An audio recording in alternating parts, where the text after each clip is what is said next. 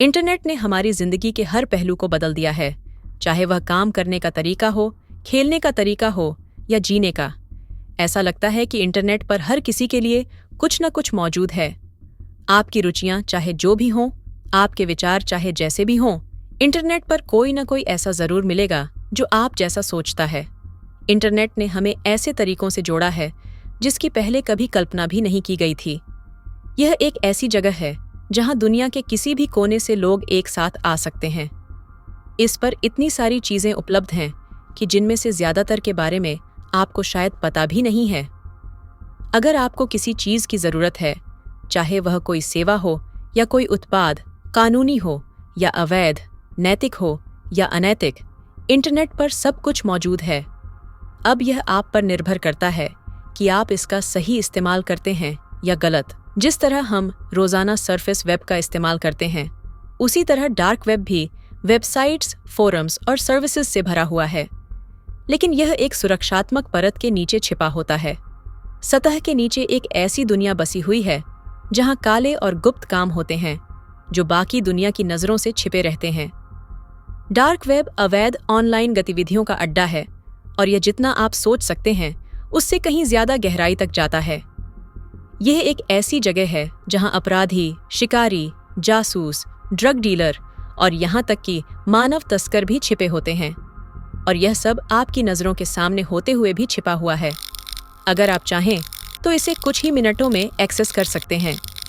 लेकिन सवाल यह है, क्या आपको करना चाहिए?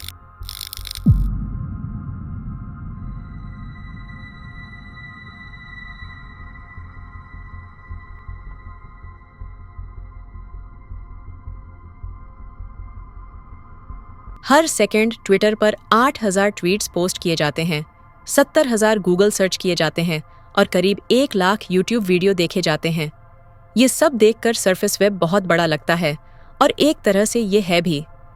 ट्रैफिक के हिसाब से लगभग हर चीज जो आप इंटरनेट पर करते हैं इसी सतही वेब पर होती है। आप किसी का नाम सर्च कर सकते हैं और उनके बारे में कुछ न कुछ जानकारी पा सकते हैं, उनकी सोशल मीडिया प्रोफाइल, तस्वीरें या अन्य सार्वजनिक डेटा। लेकिन जो चीजें आप नहीं ढूंढ सकते वे हैं उनके बैंक अकाउंट डिटेल्स या मेडिकल रिकॉर्ड्स। ये जानकारी पासवर्ड प्रोटेक्टेड वेबसाइट्स पर होती है, जहां सिर्फ वही लोग एक्सेस कर सकते हैं जिनका डेटा वहां मौजूद है। यहीं से हम डीप वेब की दुनिया में कदम रखते हैं। डीप वेब इंटरनेट का वह हिस्सा है जिसे सर्च इंजन इंडेक्स नहीं करते। यानी अगर आप किसी चीज को गूगल पर नहीं ढूंढ सकते तो वह तकनीकी रूप से डीप वेब का हिस्सा है। उदाहरण के लिए, जब भी आप अपने ईमेल में लॉग इन करते हैं तो आप वास्तव में डीप वेब पर ब्राउज कर रहे होते हैं। हो सकता है कि डीप वेब उतना रोमांचक न लगे जितना इसके नाम से लगता है। असल में यह सतही वेब जैसा ही है, बस थोड़ा ज्यादा गोपनीयता के साथ। लेकिन यह समझना जरूरी है कि डीप वेब इंटरनेट का सबसे बड़ा हिस्सा है। इंटरनेट पर मौजूद कुल डेटा का 96% हिस्सा इसी डीप वेब में है।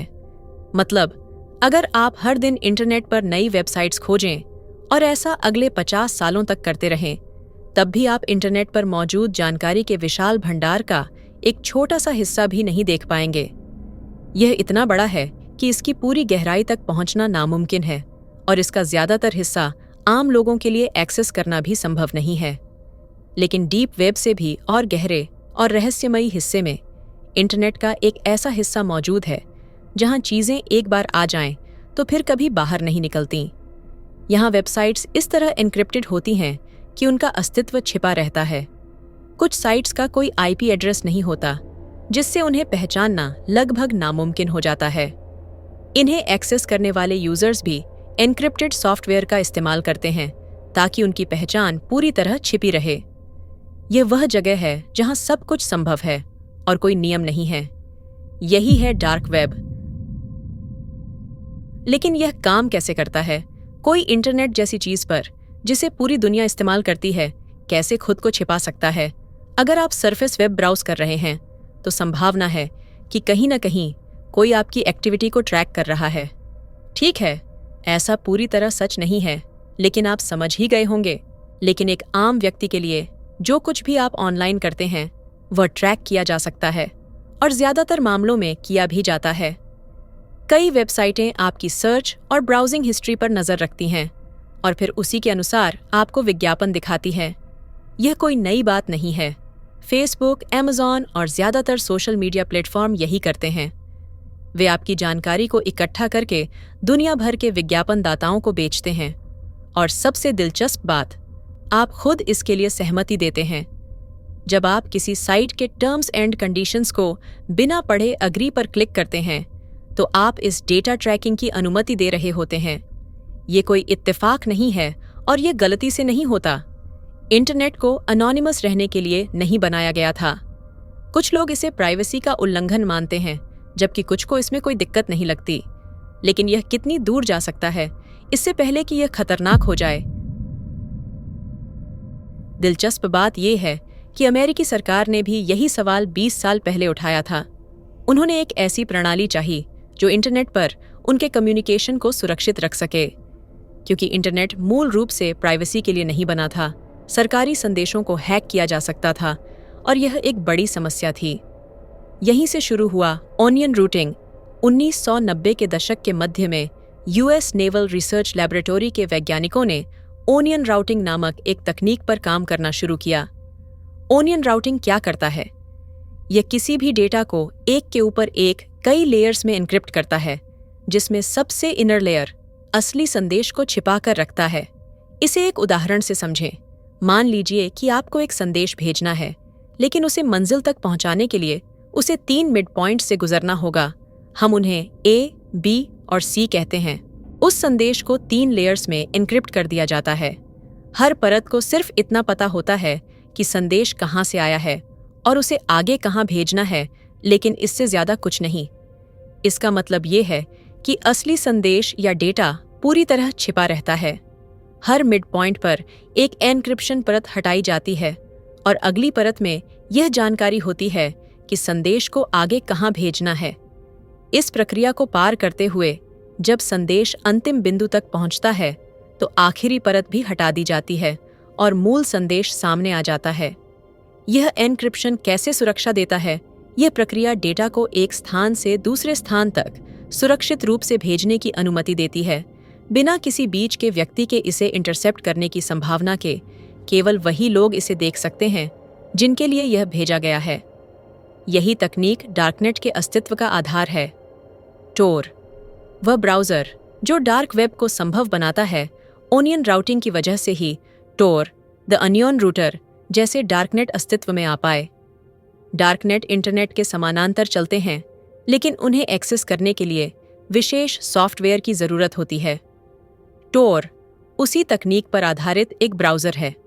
पहली नज़र में यह किसी सामान्य वेब ब्राउज़र की तरह ही लगता है, लेकिन टोर और अन्य डार्कनेट के जरिए उन वेब पेजों तक पहुंचा जा सकता है जो आम जनता के लिए उपलब्ध नहीं होते।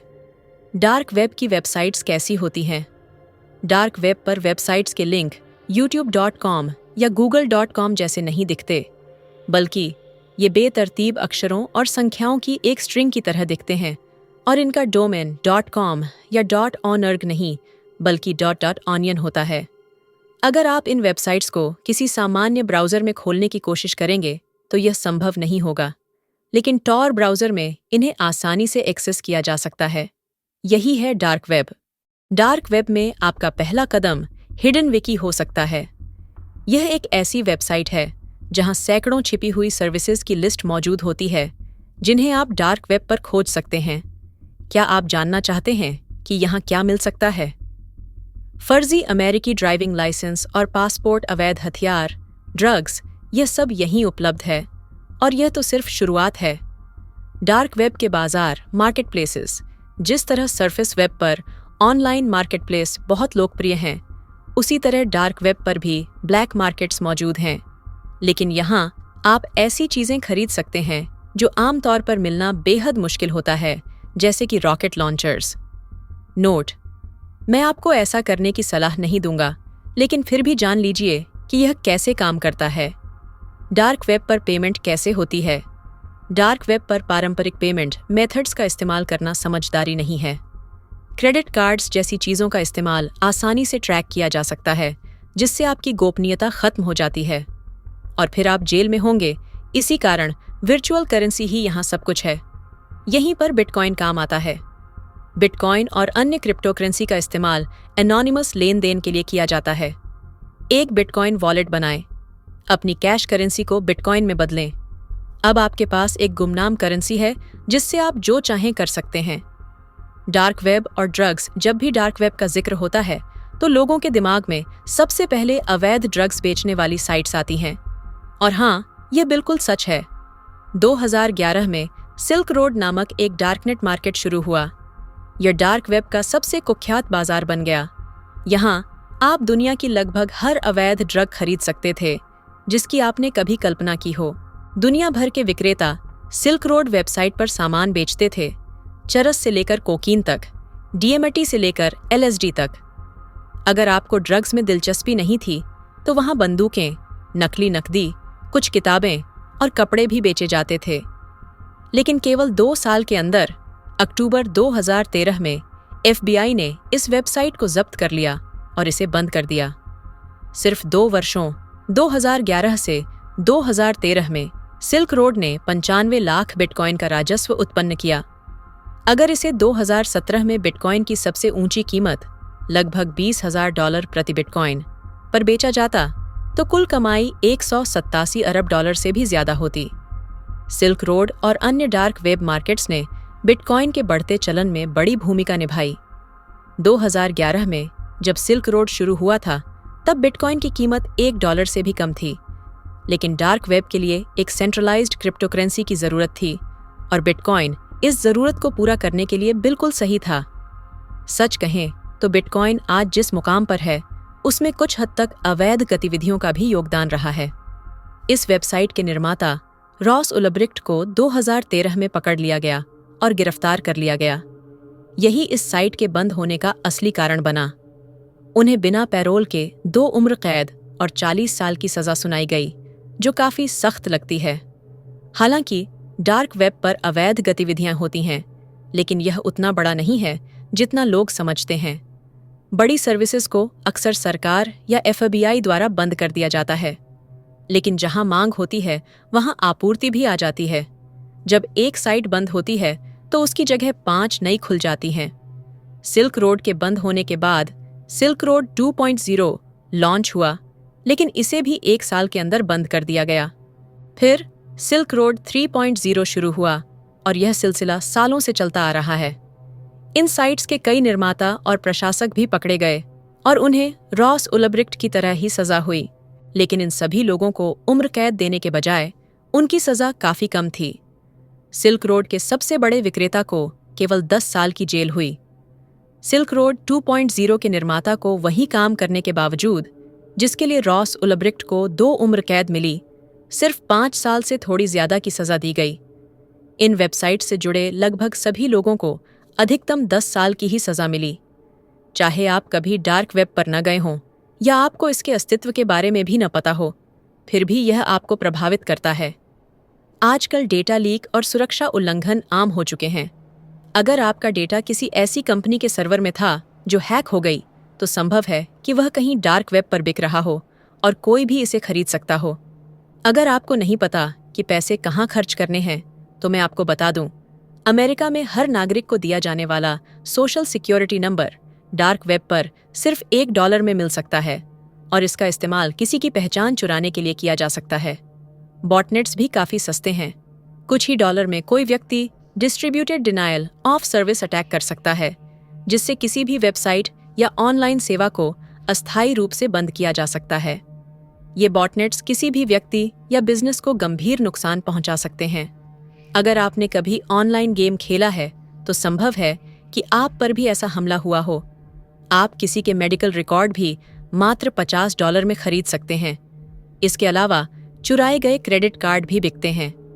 बस एक खरीदिए, खर्च कीजिए और बिल चुकाने की कोई ज़रूरत नहीं। और बहुत सा डेटा सिर्फ बिक्री के लिए नहीं, बल्कि खुले में पड़ा हुआ है। ऐसी कई वेबसाइट्स हैं जो राजनेताओं, सेलिब्रिटीज़ और यहाँ तक कि आम लोगों की जानकारी लीक कर रही हैं, और आप इसके बारे में ज़्यादा कुछ कर भी नहीं सकते।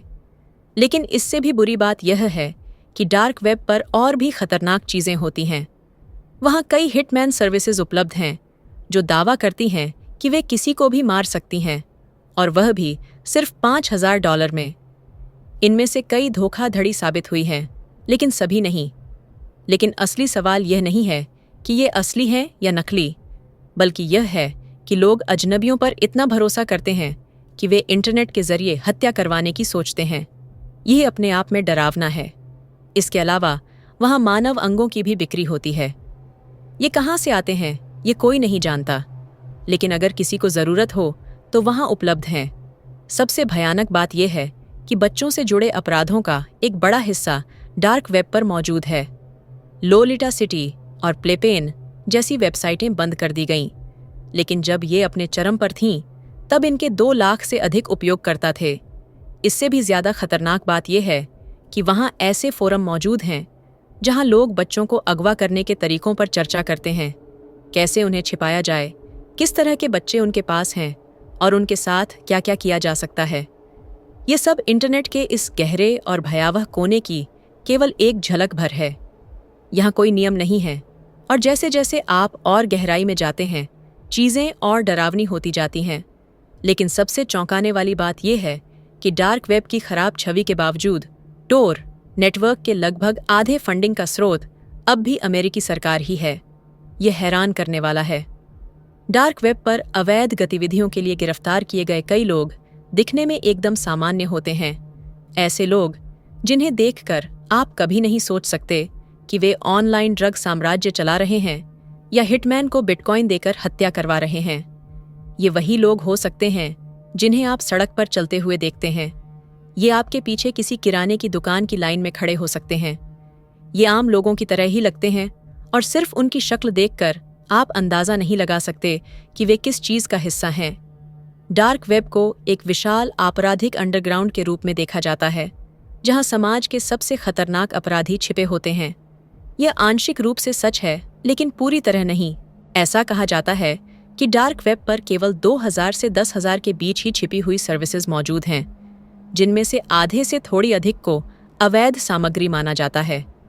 लेकिन फिर भी इन आंकड़ों को पूरी तरह सच नहीं माना जा सकता, क्योंकि ये सर्विसेज डिज़ाइन ही इस तरह की गई हैं कि वे छिपी रहें।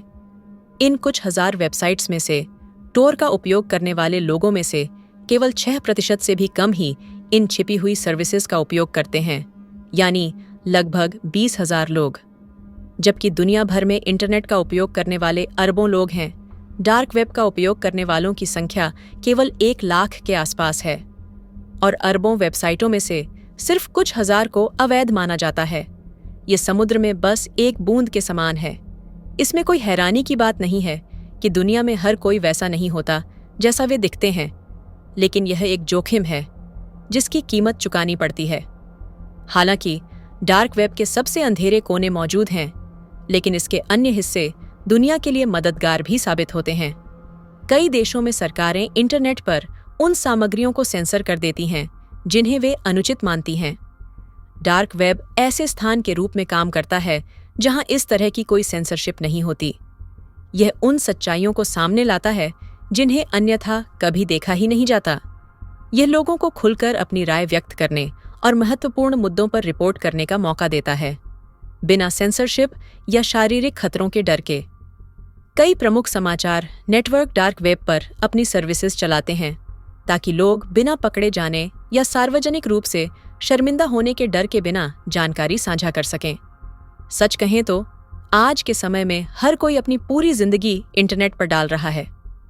10 से 15 साल पहले यह एक हास्यास्पद और बेवकूफ़ी भरी बात लगती, लेकिन अब यह सामान्य हो गया है।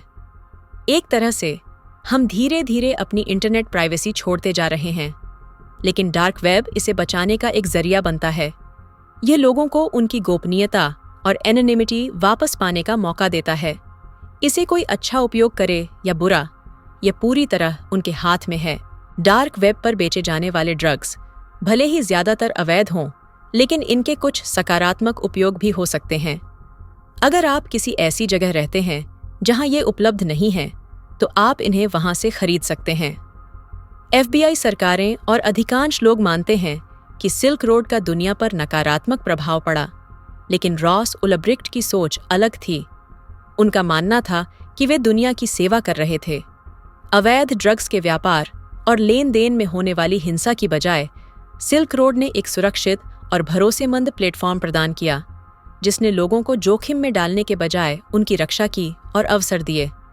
लेकिन इसके बावजूद अपनी कथित शांतिपूर्ण और अहिंसक छवि के विपरीत रॉस उल्ब्रिक्ट ने डार्क वेब पर हिटमैन की सेवाएं लीं और 6 अलग-अलग लोगों की हत्या कराने की कोशिश की।